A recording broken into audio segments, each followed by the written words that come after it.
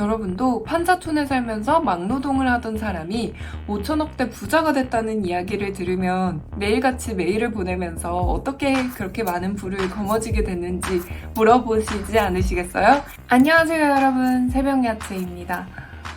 너무 오랜만에 여러분을 뵙는 것 같아요. 그동안 이사도 했고 그리고 둘째는 몸이 좀 아파가지고 병원을 다녔어요. 그래가지고 여러분들을 많이 찾아뵙지 못했는데 항상 보고 싶었답니다. 지금 괜찮아진 상태고요. 제가 사실은 눈이 많이 안 좋아져가지고 병원을 왔다 갔다 하면서 오디오북을 되게 많이 들었거든요.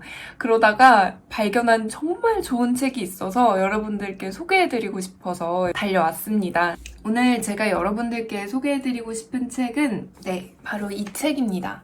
지중해 부자라는 책이에요. 이거는 제가 오디오북으로 정말 한 5번은 돌려서 보게 됐어요. 근데 박종기 저자님께서 쓰신 책이고 2014년에 나온 책인데요. 지금 읽어도 너무너무 좋고 이 책을 읽고 지중해 부자처럼 주식 투자하라는 책, 이거는 오디오북이 없어서 그냥 제가 실제로 구매했거든요. 이 책도 같이 사게 됐어요. 제가 이 책을 왜 재밌게 봤는지 소개해드리면서 여러분들께 공유드리려고 합니다. 지중해 부자라는 책은 제목에서도 알 수 있듯이 한 부자의 일생과 철학에 관한 이야기입니다. 이분은 한국을 떠나 지중해에 살고 있어서 지중해 부자라고 하는데요. 지중해 부자가 직접 쓴 책은 아니고 그와 10년간 인연을 맺어오던 박종기 라온 대표 저자님께서 쓰신 책인데요. 박 대표님은 지중해 부자를 한 증권사 직원의 소개로 알게 됐다고 합니다. 그의 자산 규모는 약 5천억 원 정도. 세상의 모습을 드러내길 싫어하는 부자들의 특성상 실명이나 나이, 사생활과 관련한 정보는 나오지 않고 있고요. 지중해 부자는 목수의 아들이었다고 합니다. 젊은 시절 건설사를 차렸고 회사를 운영하다 파산을 해 판자촌에까지 들어가 살게 된 사람이죠. 가족들은 뿔뿔이 흩어지고 양육비조차 주지 못하는 상황에서 막노동을 해서 돈을 벌게 됐다고 해요. 책에는 지중해 부자를 이렇게 설명하고 있습니다. 서울 가양동 판자촌에서 가족을 부양할 능력도 없이 살던 사내가 지금은 수천억대 자산가가 되어 세상을 누리면서 산다. 그가 어떻게 부자가 되었고 내가 그에게 무엇을 배웠는지 그 이야기를 지금부터 하려고 한다. 참고로 그는 한국인이며 사업체는 홍콩에, 집은 지중해에 있다. 그래서 나는 그를 지중해 부자라고 부른다. 책의 저자는 증권사 직원의 소개로 우연히 지중해 부자와 함께 식사를 하게 된 뒤 1년 3개월간 매일 같은 시간에 메일을 보냈다고 합니다. 여러분도 판자촌에 살면서 막노동을 하던 사람이 5천억대 부자가 됐다는 이야기를 들으면 매일같이 메일을 보내면서 어떻게 그렇게 많은 부를 거머쥐게 됐는지 물어보시지 않으시겠어요? 박종기 저자는 매일 똑같은 시간에 메일을 보내면서 존경심과 애절함이 담긴 내용의 메일을 보냅니다. 부자가 말이죠. 자기가 부자가 될 수 있었던 비결을 다른 사람에게 쉽게 이야기해 줄 수 있을까요? 일단 저라면 의심이 너무 많아서 철벽부터 칠 것 같아요. 세상이 워낙 흉흉하니까 무섭잖아요. 제 돈을 노리고 온 사람일 수도 있고 언제 봤다고 이런 걸 알려달라고 하느냐 좀 불쾌할 수도 있고 그래서 그 역시 마찬가지였죠. 지중해 부자에게 매번 답이 없다가 1년 3개월 후에 딱 한 번 답장이 왔다고 합니다. 읽기 귀찮으니까 그만 보내라 라고 하는 짤막한 답변이었죠. 그런데 그렇게 딱 잘라 거절을 해놓고도 본인이 약간 석연치 않았던 구석이 있긴 했나 봅니다. 거절 답장을 보낸 지 3개월 후 지중해 부자에게서 연락 한 통을 받았다고 합니다. 공항 라운지에서 만나자고요. 드디어 부자를 만날 기회가 생긴 거죠. 저자는 지중해 부자를 만나 공들여 말합니다. 자기가 살아온 이야기, 그리고 공부했던 거, 다녔던 직장, 한마디로 나는 죽어라 열심히 사는 것 같은데 왜 이렇게 되는 일이 없어 힘이 들까요? 어떻게 하면 돈을 많이 벌 수 있을까요? 라는 질문이었죠. 그러자 부자가 이렇게 삐딱하게 앉아서 말을 합니다. 똑같이 열심히 살고 있는데 누군 성공하고 누군 겨우 살고 있어서 배 아프단 얘기네? 라고요. 이분은 외국살이를 하셔서 저자에게 처음부터 반말을 하셨다고 해요. 그러면서 부자는 이렇게 되묻습니다. 네가 생각하기에 부자가 되려면 어떻게 해야 될 것 같은데? 라고 말이죠. 여러분은 어떻게 생각하세요? 부자가 되기 위해서는 무엇을 해야 된다고 생각하세요? 네, 그렇습니다. 저자도 식은땀을 뻘뻘 흘리면서 이렇게 답했다고 해요. 그야 죽을 만큼 열심히 노력하면 부자가 되는 거 아닙니까? 라고요. 그러자 부자가 한 말, 놀고 있네. 어느 분야든 성공을 해야 부자가 될 텐데 그러기 위해서 가장 중요한 건 뭘까? 라고 말이죠.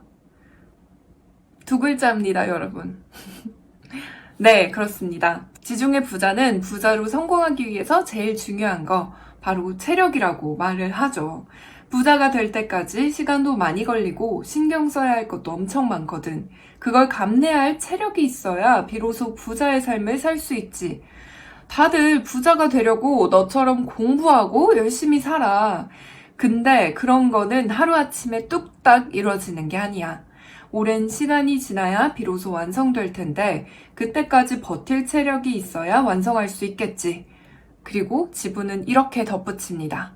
너는 한눈에 봐도 체력이 없어 보여. 비만인데다가 배까지 나오고 그렇게 게으른 사람이 노력한다는 말을 함부로 꺼내면 안 되지. 열심히 노력하는데 나아지는 게 없는 건 내가 보기에 당연해. 체력이 그것밖에 안 되니 그 정도로만 노력할 거고 그러니 지금처럼 사는 게 당연한 게지. 사람은 뭘 하든 자신의 체력 한계를 넘어설 수 없는 거야. 딱 자기 체력만큼 돈을 벌게 돼 있거든. 사람의 몸을 보면 부자가 될 사람인지 아닌지 한눈에 알 수 있어. 너처럼 관리가 안 된 몸으로는 부자는 어림도 없는 거야. 여기저기서 힘 빼지 말고 한 곳에만 집중해. 생산적인 것에 말이야. 큰 일을 하려면 체력부터 키우고 한 가지에 집중해라. 네, 여러분 어떻게 답이 좀 되셨나요? 체력이 제일 중요하답니다. 저는 이 구절을 읽고 너무너무 깨달음을 얻어서 사람들을 만나면서 물어봤어요. 네가 생각하기에 돈을 벌려면 제일 중요한 게 뭔 것 같아? 부자가 되려면 어떻게 해야 될 것 같아? 제 나이 또래에 가까운 친구들은 체력이라고 답하는 친구들은 없었어요. 사실 20대, 30대만 해도 건강에 대해서 크게 고민하는 사람은 많지 않으니까요. 그런데 지중해 부자와 비슷한 답을 내놓은 건 오히려 연륜이 있으신 분들이셨습니다. 바로 40대, 50대 분들 중에 건강이 제일 중요하다. 부자가 되기 위해서, 인생을 제일 잘 살기 위해서 건강이 제일 중요하다라고 답하신 분들이 꽤 있었죠. 자, 여러분. 그렇다면 어떻게 해야겠어요? 체력을 먼저 기르는 게 중요하겠죠? 뭘 하려 하더라도 건강과 체력이 뒷받침되지 않으면 힘이 붙이기 마련이니까요. 이 말을 들은 저자는 체력을 열심히 키워나갔습니다. 저녁 술자리는 피하고 대중교통을 타면서 자리에 앉지 않기, 동네 뛰기 등 간단한 생활 습관을 바꿨죠. 그렇게 살을 열심히 빼고 체력을 기른 뒤 다시 지중해 부자를 찾아갔습니다. 체력을 기르고 생산적인 일에만 집중하고 있는데 왜 생활이 더 어려워져만 갈까요? 라고 물었답니다. 그러자 지중해 부자가 알려준 두 번째 법칙, 바로 이겁니다. 지중해 부자는 세상이 이렇게 세 부류로 나눠져 있다고 합니다. 상위층, 중간층, 하위층. 가장 치열하게 사는 사람들은 경계에 있는 사람들입니다. 한 단계 더 올라가려고 힘을 다하고 내려오지 않으려고 발버둥 친다는 거죠. 그렇다면 세상은 어떤 모습일까요? 부자는 이런 그림을 그렸습니다. 네모난 세상에는 하위층이 가장 많은데 그들이 먹을 건 별로 없고 상위층은 적지만 먹을 건 가장 많아. 지금 세상과 똑같지? 네가 힘든 건 직업을 바꿔서도 아니고 선택을 잘못해서도 아니야. 지금 내 위치가 제일 아래에 있기 때문에 뭘 해도 힘든 거야. 아무리 노력해봤자 얻을 게 없거든. 저자는 묻습니다. 그러면 이런 세상에서 성공하려면 어떻게 해야 하나요? 어떻게 해야 위로 올라갈 수 있습니까? 지중해 부자는 이렇게 답합니다. 영업한다고 사람들을 찾아다니지 말고 너를 찾아오게 해봐. 사람들이 돈까지 내고 널 찾아온다면 너는 상위층에 올라간 사람일 테니 너 같은 일반인이 상위층으로 올라가려면 무엇보다 인정해주는 사람이 필요해. 그 사람들이 너를 위로 올려주거든. 그런 사람들이 많으면 많을수록 더 빨리 올라갈 수 있지. 지금 당장 보험 계약 한 건 한다고 뛰어다니지 말고 남들에게 인정받으려면 어떤 걸 준비해야 할지 고민해봐. 그렇다면 여러분, 남들에게 인정받으려면 어떻게 해야 할까요? 저는 이 질문에 대한 답은 너무 뻔한 것 같아요. 제가 요새 앞서 병원을 다니고 있다고 했잖아요. 한의원인데 한의원을 두 곳 다니고 있어요. 하나는 집에서 가까운 곳, 하나는 집에서 1시간 정도 떨어진 곳에 있는 거거든요. 두 곳에서 똑같은 치료를 받는데 굳이 그렇게 먼 곳을 찾아가는 이유가 뭘까요? 네, 그렇습니다. 의사 선생님께서 정말 프로페셔널하게 진료를 해주시는 곳이 바로 1시간이나 떨어진 한의원이거든요. 멀리 떨어진 곳은 평생 제가 받는 그 치료만 하셨고 그 분야 전문가라서 전국에서 손님들이 찾아오는 한의원인데, 그러니 1시간이고 2시간이고 시간을 들여서라도 찾아가는 거죠. 비단 의학뿐만이 아니라 모든 게 비슷한 이치라고 생각해요. 돈을 벌려면 제가 하는 일에 정성을 쏟아 손님이건 고객이건 상사이건 감동을 시켜야겠죠. 그래서 지중해 부자는 다른 사람들을 감동시키는데 돈과 시간을 쓰라라고 말을 합니다.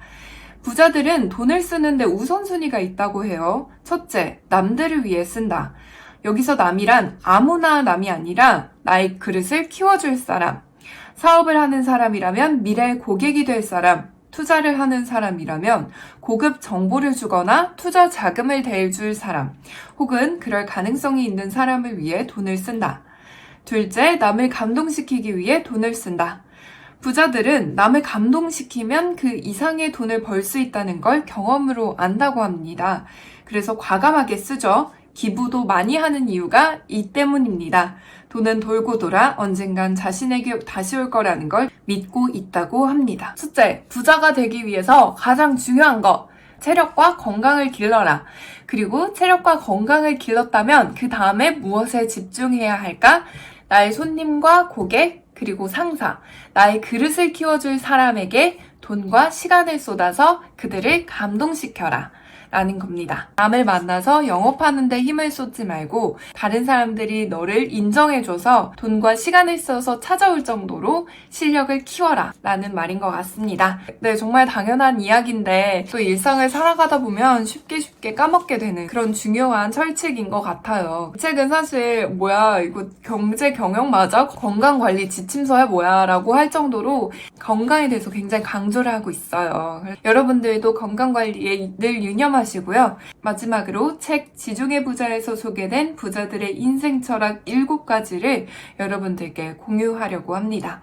첫째, 건강이 우선이다. 부자들은 지독할 만큼 건강 관리에 철저하다. 세상에 건강만큼 중요한 것은 없다고 생각한다. 그들은 건강 관리를 위해 단순하고 일상적인 원칙 몇 가지를 정해놓고 지킨다. 둘째, 자식 교육에서 가장 중요한 것은 자산 관리다. 부자들은 어려서부터 자녀들에게 올바른 자산관리법을 철저히 가르친다. 부자들은 자식들에게 자신의 부를 물려주려고 하고 자녀들은 물려받은 자산을 수백 년이 흘러도 끄떡없이 지킬 수 있도록 자산관리법을 배워나간다. 셋째, 과시욕을 부리지 않는다. 막 부자가 된 새내기 부자들은 주체할 수 없을 정도로 돈을 쓰면서 부를 과시하기에 바쁘다. 결국 파산을 하면서 새로운 부자에게 그 자리를 내준다. 절제할 줄 아는 부자들은 스스로 평범한 사람이라고 여기는 걸 좋아한다. 넷째, 신문이나 뉴스보다는 책을 읽는다. 평범한 사람들은 단기간 이슈에 민감하게 반응하지만 부자들은 역사와 철학, 미래에 더 관심을 가진다. 다섯째, 가공식품을 멀리한다. 부자들은 자연식에서 건강을 찾고 적게 먹고 운동하면서 항상 적절한 영양과 체력을 유지하도록 신경을 쓴다는 겁니다. 여섯 번째, 어딜 가든 부부가 함께 다닌다. 부자들은 세상에서 가장 훌륭한 멘토는 배우자라고 말을 합니다. 일곱 번째, 비싼 음식을 조금 먹는다. 싼값에 많이 주는 사과를 사기보다는 한 개에 10,000원 하는 사과를 사서 맛있게 먹습니다. 음식은 비쌀수록 제값을 하고 많이 먹기보다는 좋은 음식을 적게 먹는 게 건강에 좋다는 거죠.